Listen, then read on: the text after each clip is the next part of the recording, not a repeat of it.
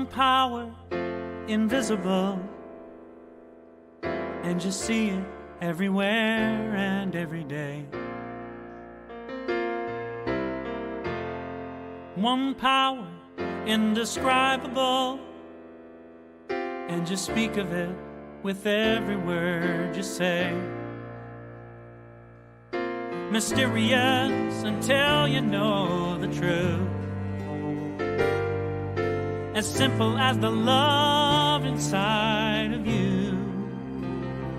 Call it God, call it Spirit, call it Jesus, call it Lord, call it Buddha, Baha'u'llah, angels' wings or heaven's door. But whatever name you give it, it's all one power, can't you see? It's the power of the love in you and me. One power, one power.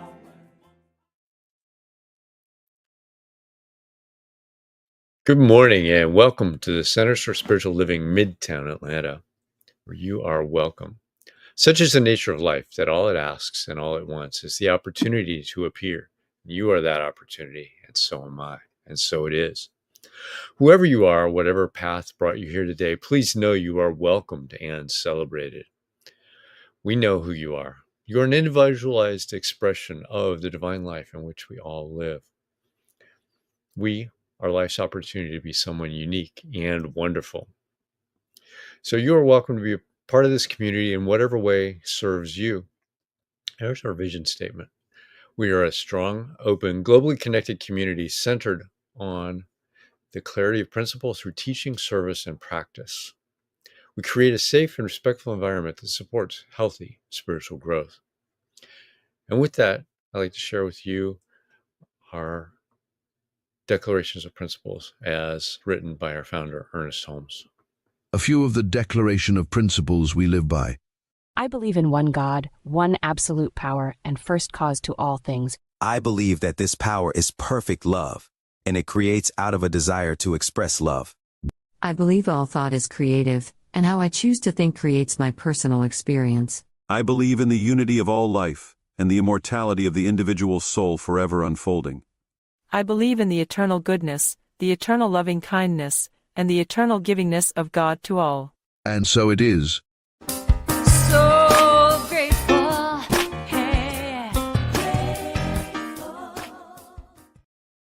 So, a practitioner is someone who's demonstrated the ability to use spiritual practice and spiritual laws to bring about great changes in their lives.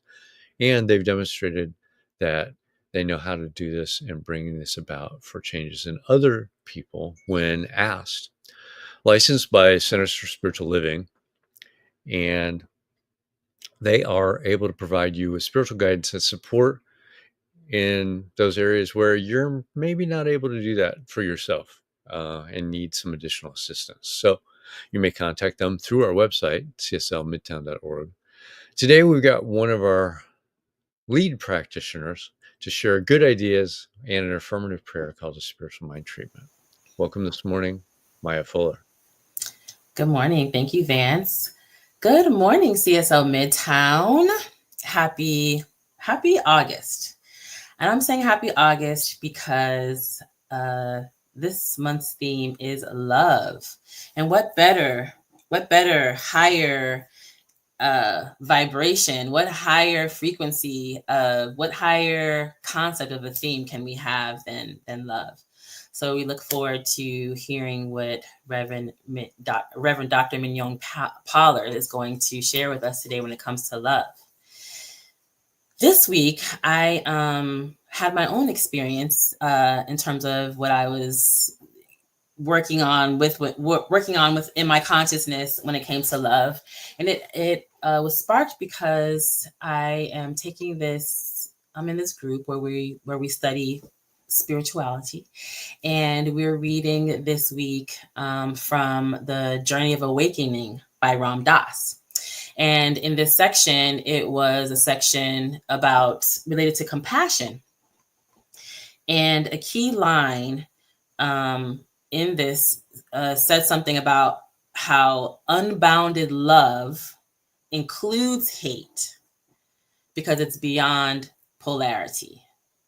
Unbounded, like divine, infinite love includes hate because it's beyond polarity. And someone asked me what I think that means. And it really brought me back to this teaching that there is one presence, one power. That's the foundational principle of New Thought overall, and Science of Mind in particular, that there is one presence, one power in the universe, only one, and that everything is encompassed by this one. And when it comes to love and compassion, everything and everyone is encompassed by this one, and the nature of that one is love, right? Actually, one of the New Thought traditions, Universal Foundation for Better Living, they say that the definition of the word love is the idea and divine mind of universal oneness. So the idea and divine mind of universal oneness is their definition for love. That oneness, that everything is one. When we think about human love, it's this coming together. It's this, this binding force. That's, this, the fact that we're bound with, in some way, with the people that we experience emotional love for. And it's also interesting that, like even in all of our traditions, most traditions, we've been taught that it's like, I love you the way God loves you, right? Which is just like, just because you exist, right? That I have that God kind of love for you, and so the fact that we're talking about love in this week and this month, and in this passage, Ram Das was talking about compassion. It's like when we can recognize that we are the same, one and the same, then we can have compassion. So in this class that I was in, the facilitator, or this group that I was in, the facilitator had us do a treatment, and a guided meditation. And in the guided meditation, it was about forgiveness. So right now we're talking about love, compassion, and now forgiveness. Okay. Oneness, love, compassion, oneness, and now forgiveness. So it's like, bring someone to mind that you want to forgive. And so me, this practitioner, has someone on my list that I have been, working with every time, an opportunity comes up for forgiveness. And so through this concept that unbounded love includes hate, that there is, like, and not that I hate this person, but I'm just saying that, like, even this extreme, dislike, right? That there is a space that I, as a practitioner of this, not because I'm a licensed practitioner, but just because I practice this teaching, would like to get beyond. I would like to get to the unbounded love awareness space, right? That, change. That's when I get to that state of consciousness, and I can change my experiences, right? And so I like to get to that space, and I realize that the reason that very often people have this experience of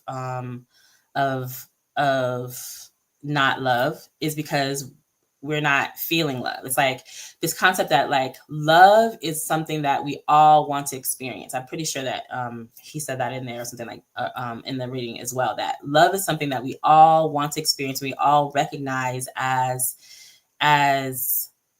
a good thing. Love, connection, being affirmed by others, by our community, feeling a sense of connectedness, and happy bonds, right? These are universal feelings, and that the concept that if I'm feeling hate or not love for somebody, it's very likely it's because I'm experiencing some concept of not love. Like, I feel like that person does not love me.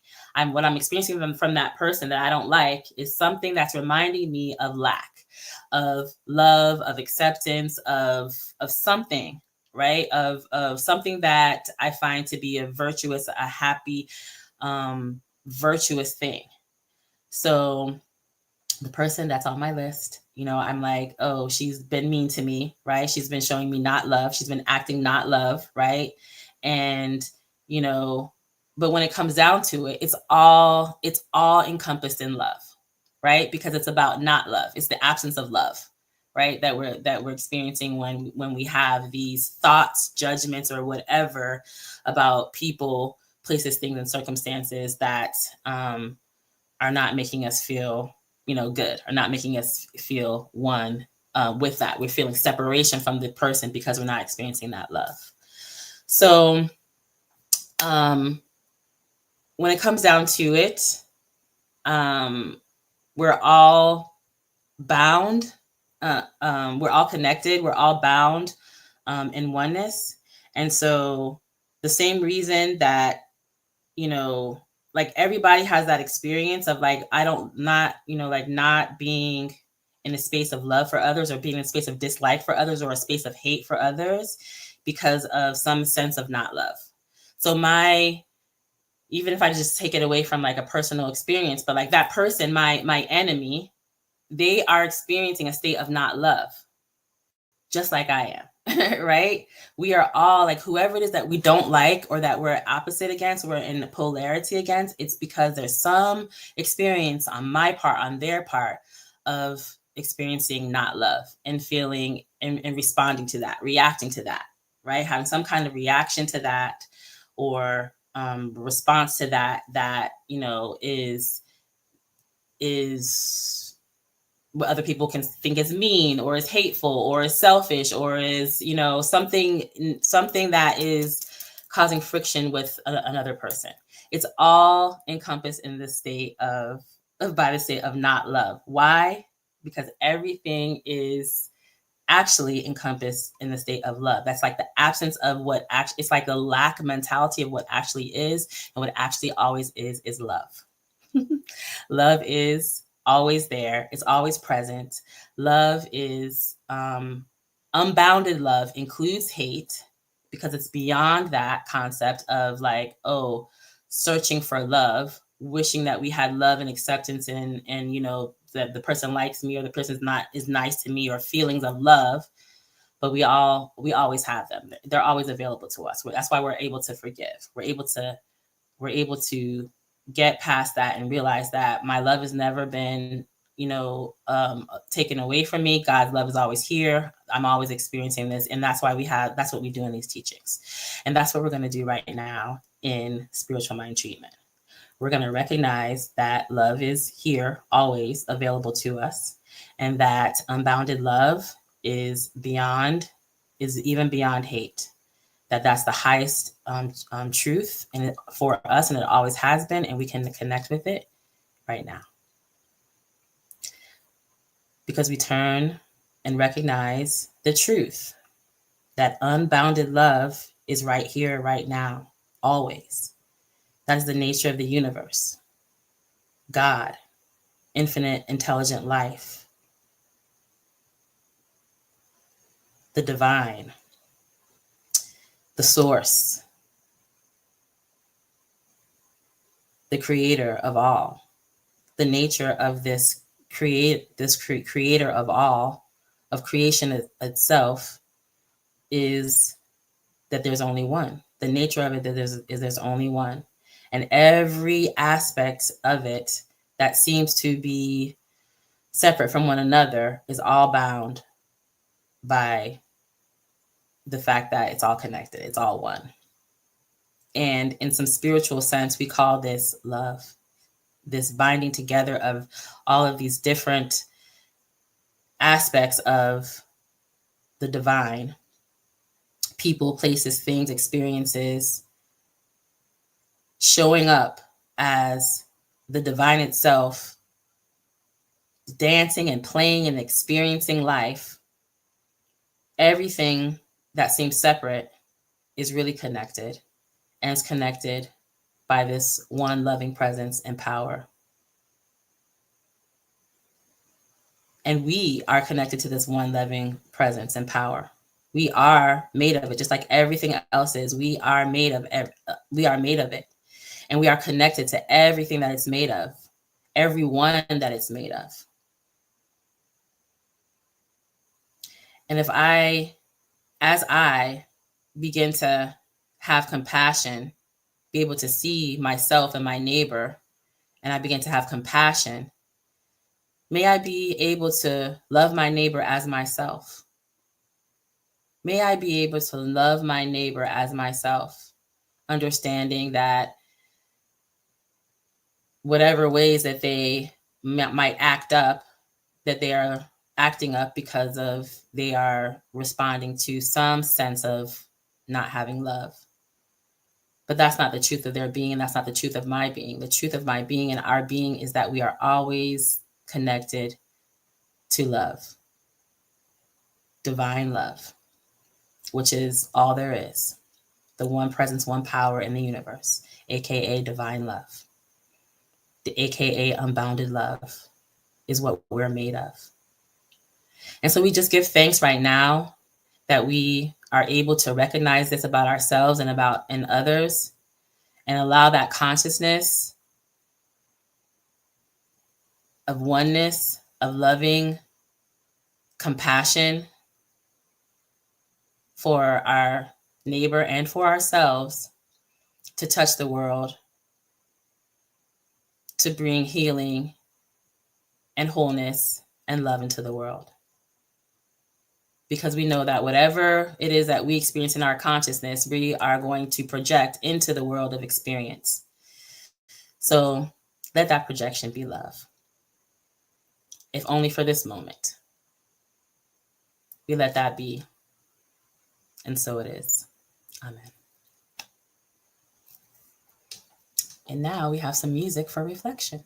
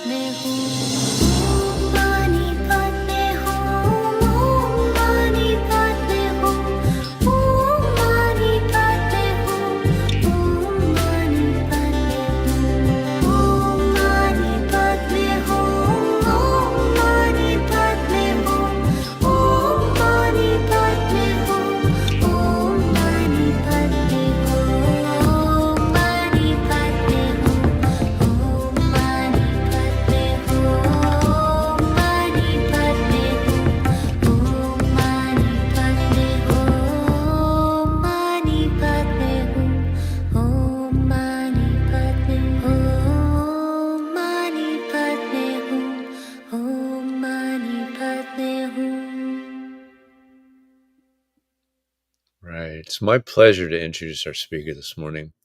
Reverend Mignonne Pollard is a Centers for Spiritual Living ordained minister of religious science. She's a staff minister at the Center for Spiritual Living or Spiritual Awareness in West Sacramento. She teaches CSL certified classes, and she's developed workshops on self-love, kicking love addiction, and attaining prosperity using the works of Catherine Ponder. She believes the principles of science of mind can change your life for the better. So welcome, Reverend Dr. Mignonne Pollard. Good morning. It is my pleasure to be here this morning with UCSL Atlanta. It has been quite some time. And this morning, as Maya has said, August's theme is love. And today it is about love's ascent, the ascent of love in the world. Is it possible that all you need is love, like the Beatles say? Is it possible? Most of the world religions believe so. In every major religion, believing that love is the way. And today we're going to use the gateway through Buddhism and Christianity, two seemingly opposite ways, but indeed they share the major pathway of love as the way to heal the world. So in Christianity, it says to you, bless them that curse you and pray for them which despitefully use you. Or the Message Bible says, when somebody gives you a hard time, respond with energies of prayer for that person. And Buddhism says loving kindness. First, give loving kindness to yourself, and then give loving kindness to them all. And we have to believe that love is the great healer. So Centers for Spiritual Awareness is using Thich Nhat Hanh's teachings on love. And in my own meditations around love, which began before this month, my own meditations of love, I was looking for New Thought teachers, and I came upon a Unity minister, Stella Terrell Mann, who wrote a book, Change Your Life Through Prayer. That's her most famous book, Change Your Life Through Prayer. And she wrote a second book, Change Your Life Through Love. So the spiritual principle that I'm working with today is love, divine love, agape love. And in English, it's so limiting. We have this one word for love, but in many other languages, love has many different variations, and it shows sort of the textures of love, the layers of love. So I just want to spend a couple of minutes talking about what is this thing that's going to ascend in the world? What is this great ascent love? What is it? So Thich Nhat Hanh says, love is an energy helping us to be strong, to care for the well-beings of ourselves, other people, and living things. Love is real, and we can experience it. And true love is made of 4 immeasurables, or I love this in Buddhism, 4 unlimited minds. It means these things grow and grow. So the first, and I'm going to stick with English, I'm not going to use the other language. I'm just going to call them in their English names. Loving kindness. Loving kindness is the first of the unlimited minds. Loving kindness can always grow, can always move forward, can always go outward and inward. Compassion. Passion is the second unlimited mind. Joy is the third unlimited mind. And equanimity or equality and freedom. When you're in a relationship, a loving connection, it has both equality and freedom. And Thich Nhat Hanh says that if you grow even one of these, the other 3 will grow. And if you have these elements, loving kindness, compassion, joy, and equanimity, then you have true love. The most wonderful thing about our practice is it can be done, and the most wonderful thing is this practice, Buddhism, and they encourage it, is that it can be done with whatever your religious roots are. That it is not apart from, they say, do not become disconnected from the religious roots that you grow up with, but incorporate this practice of Buddhism, of loving kindness, of compassion, of joy, and of equanimity. Incorporate that in your everyday religious practices. So let's go a little bit into Christianity. So Stella Terrell Mann is deeply rooted in Christianity. And Stella believed that Jesus was the master teacher. And Jesus said, God is love.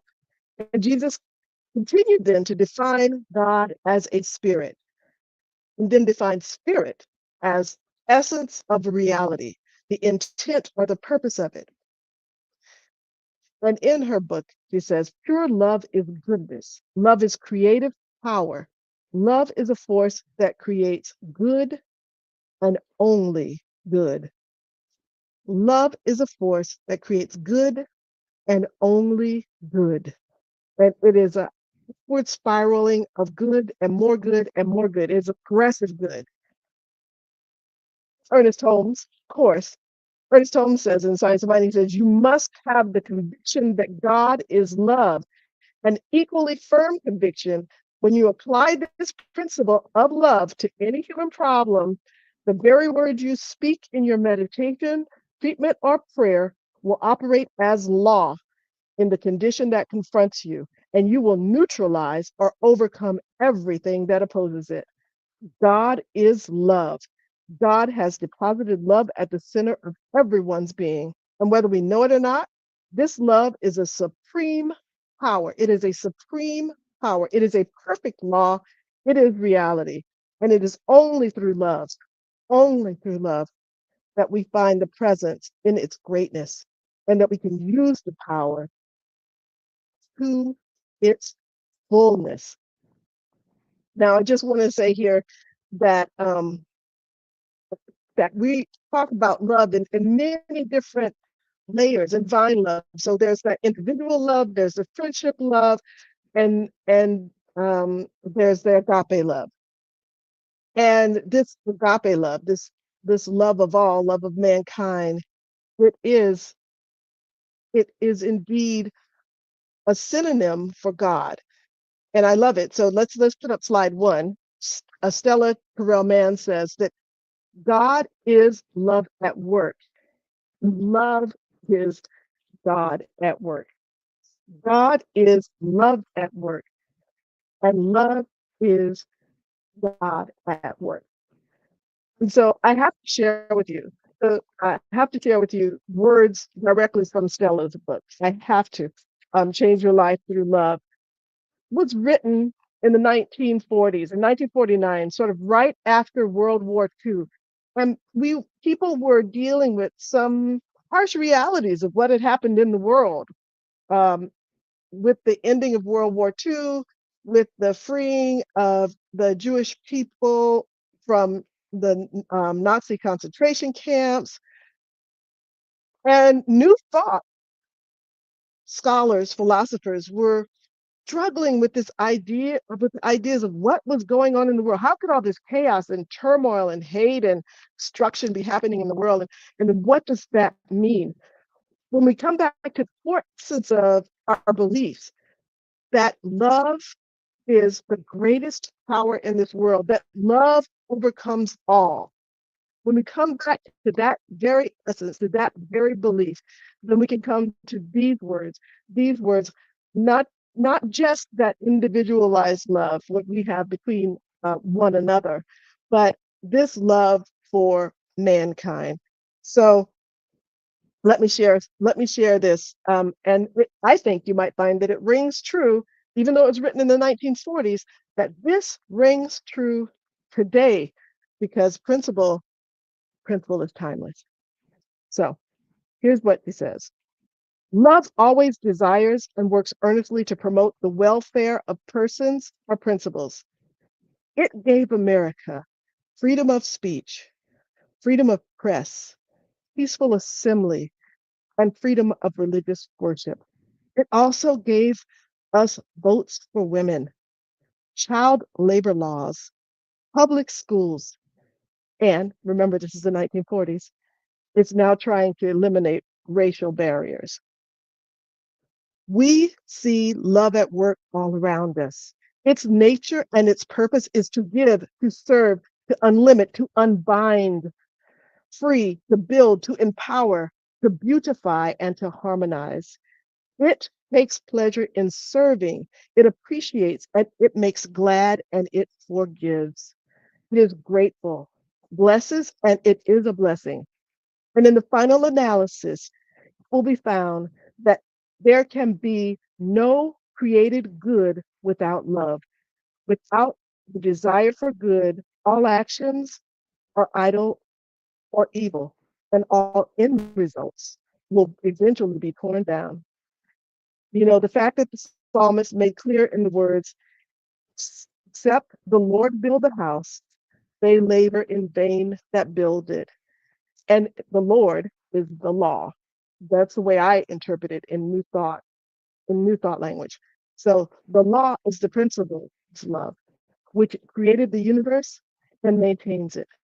You know, everything contrary to that spirit will eventually fall, just as the idea of the divine rights of kings, witch burning, and slavery has fallen. Throughout the ages, moving, liberating the power of love has been observed by all men who consciously used it for definite ends of good, and the growth by a few men has been misunderstood and wrongly used, left unused entirely by most men. Someday, someday, we shall use this power as universally as we now use fire.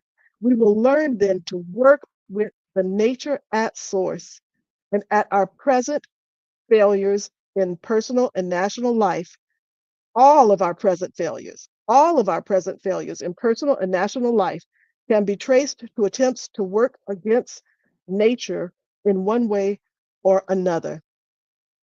We could spend the rest of our lives talking about love and never say the final word, but we sum it up simply by saying God is love at work, and love at work is God.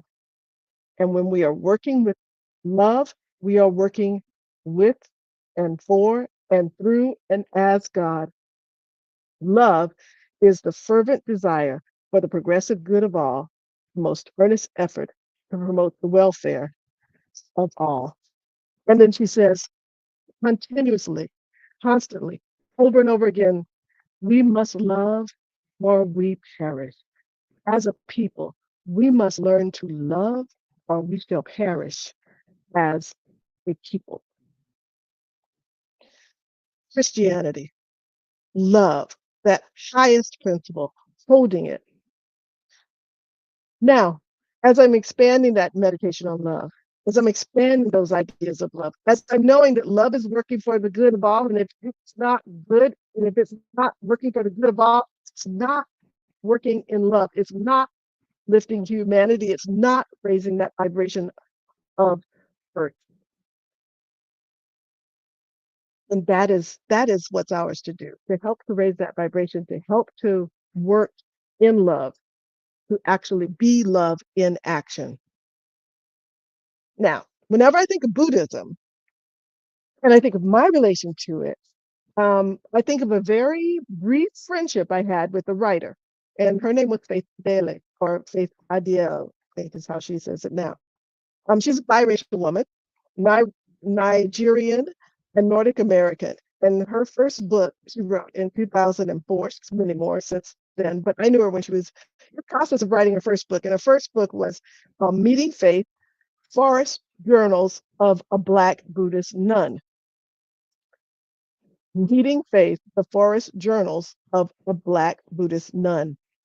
It was a coming of age book. It's a reflection of as a search for self and a search for peace.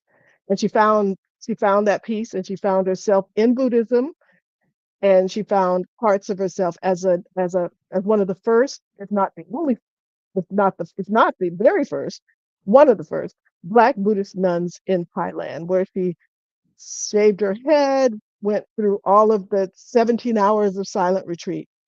So when I met her, she was in the process of writing this book. And it's one of the few times. So when I think of Buddhism, I think of faith, because I think of our friendship, and our friendship was spent with many hours with very few words. It was a space of silence. It was um, it was sitting and being completely in each other's presence. Sometimes there was words, sometimes there weren't words. Um, I think of measured emotions as one form of love. And I was listening to Thich Nhat Hanh's book on audio tape, so listening to his very voice, and I heard him say, practicing mindfulness, because I think that's what it was, sort of sitting and being fully present, practicing mindfulness and being fully present in the moment, deep listening and loving speech. That is the greatest gift you can give someone. You must be there. It's the highest form of love. You must be there for yourself. So you must be able to sit with yourself, be able to go inward in yourself, to sit in the silence, to be in that your energy of yourself, and then you can be able to give that energy of love, that energy to others. And love heals. It heals pain, it heals sorrow, and it is definitely a way in which to raise the vibration of the world. The first step, the very first step to raise that vibration begins, as we know, everything begins. It begins inside and it radiates outward. So, in order to help begin to raise that vibration, you can practice fully being there, for someone else. I know in different stories, I've heard of people who have just about everything, and they have the kids, and the kids can have anything in the world, but what the children want more than anything else is the attention of their parents. What they want is the loving presence, the loving kindness, the kind words, the fully present aspect of their parents with them. That's one of the most loving things. And that is one of the most loving things you can do in friendship. It's one of the most loving things you can do in your job, is to practice that mindfulness and be fully, fully present. That will help raise the vibration of the world. So we're going to practice self-love. It begins with self-love, to have that stillness, to have that energy of peace. I don't know if you've ever been around someone, they just walk in the room and the whole energy of the room just kind of goes down to this wonderful mellow space. That's possible. And we can be that vibration in the world. So, but we're going to first get to that space, practice self-love. For me right now, I don't know, self-love looks different for everyone. But for me right now, self-love looks like rest. And so I tell you, sometimes I can go without stopping. I will say yes to just about everything, not setting boundaries or respecting my boundaries. But right now, as a practice of self-love, it's setting those boundaries, it's saying no, it's really measuring what do I have the capacity to give outward, and how do I refill my own cup. If there's other ways that you can practice self-love, so rest is one for me. Another is just sort of moving your creative juices. And there's a wonderful book called The Artist Way, and I'm sure many of you know The Artist Way. And one of the things The Artist Way says is that you can take yourself on dates. Take yourself to the museum, just you all by yourself, not with somebody else, just you. Or maybe you want to play with paints. I have all these canvases around that I love. I love watercolors. I love oils. I love, charcoal. You can just being with yourself, absorbed in something where you are in a space of love and of just taking care of yourself, Self-love also looks like self-forgiveness. Maya's talked about it. Love and forgiveness hand in hand, almost synonyms as words. If you think you've done something to betray yourself, you can forgive yourself, and you can start right where you are, right where you are, right where you are today. And you can cultivate that love and that happiness. You can start over today. It can be forgiven today. You can move from today until tomorrow in a space of love and joy and happiness. So think about where you are in your life. Think about how it is that you show love. Think about where it is you need to love yourself a little bit more. Where is it?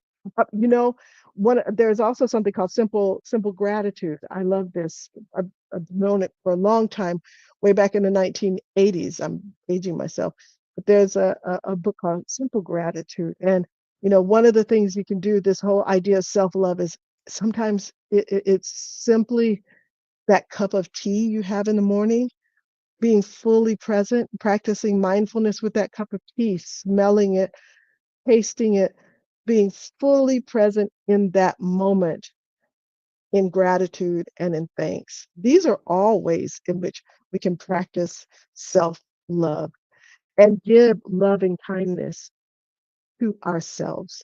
So those are just a few examples.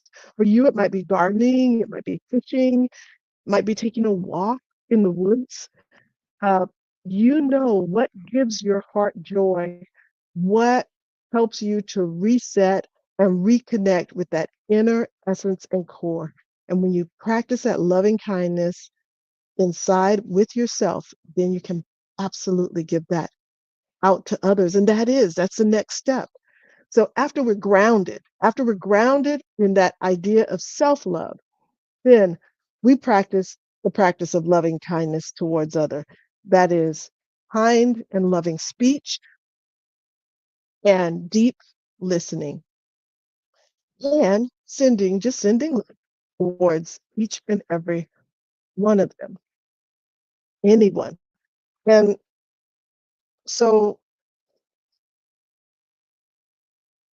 so does it work? I have to believe that it works. You know, just last week I was in a conversation. You know, we had a comment. I myself and a person, we had a conversation. I'm thinking, okay, everything is resolved, and then all of a sudden I get an email about something reiterating everything, and I'm like, whoa, whoa, whoa! I thought this was all resolved.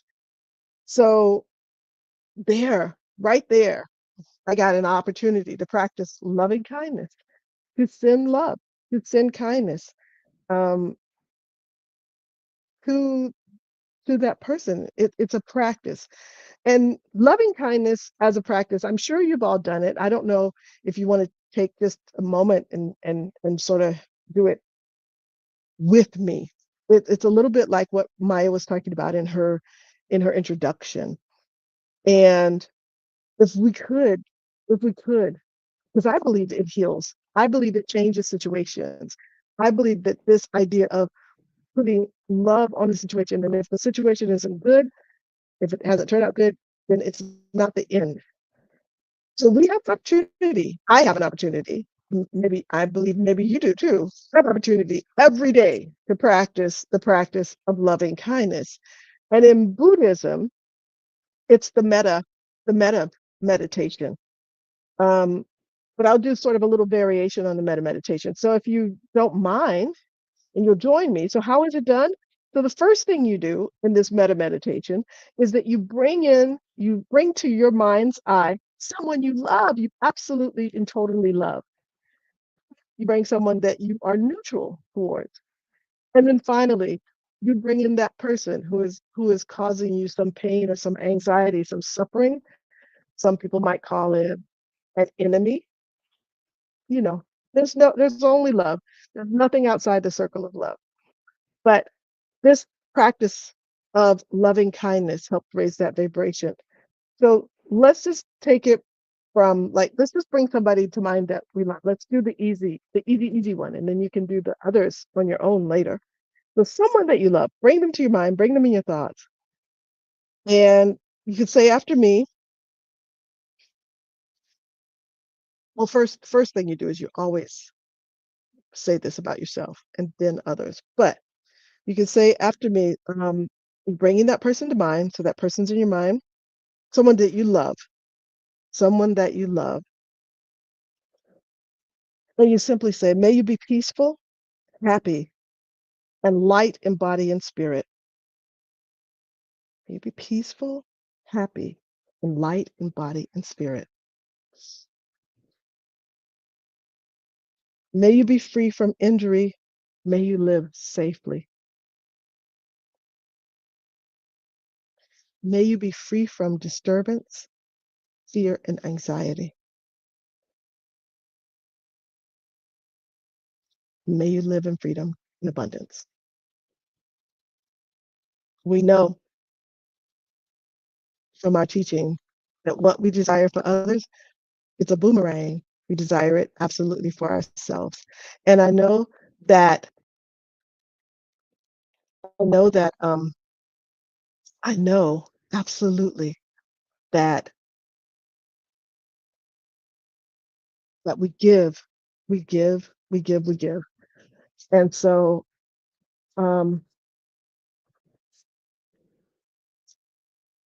we give those loving thoughts. We give those loving thoughts of kindness to others. I know that love will raise the vibration of the world. I know that it works. So I want to finish up with this idea that love heals. Absolutely, love heals, and love works. And if it's not for the good, if whatever is occurring that you're seeing in the world is not for the good of all, then it's not the end. So let's just quickly take this message into prayer. Okay, let's take this message into prayer.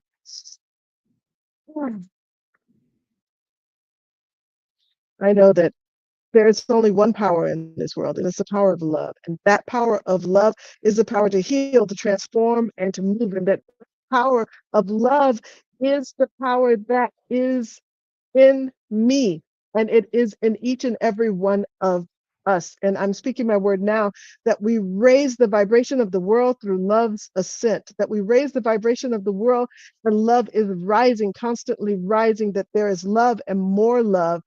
And love is the healer, the transformer of the world. Oh, I am just so grateful and thankful for this power of love, grateful and thankful for love at work, grateful and thankful for it all working for the highest good of all. I'm releasing this word into the law. Together we're saying, so it is, so it is, so it is. Thank you.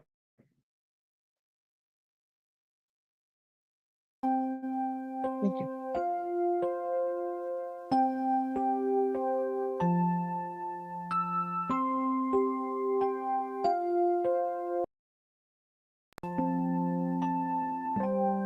May I be filled with loving kindness.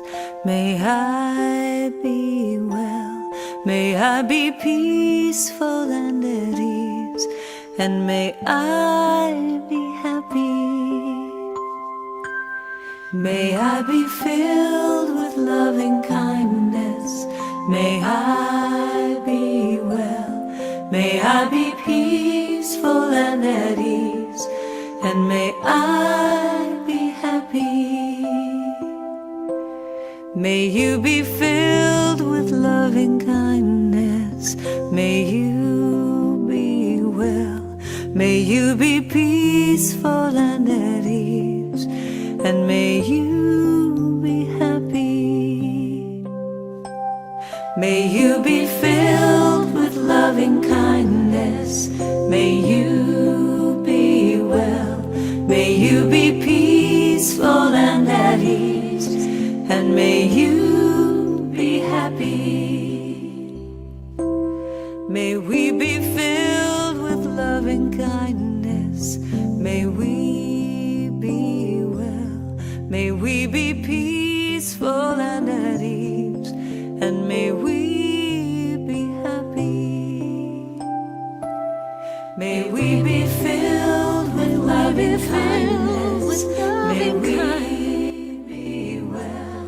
May we be peaceful and at ease.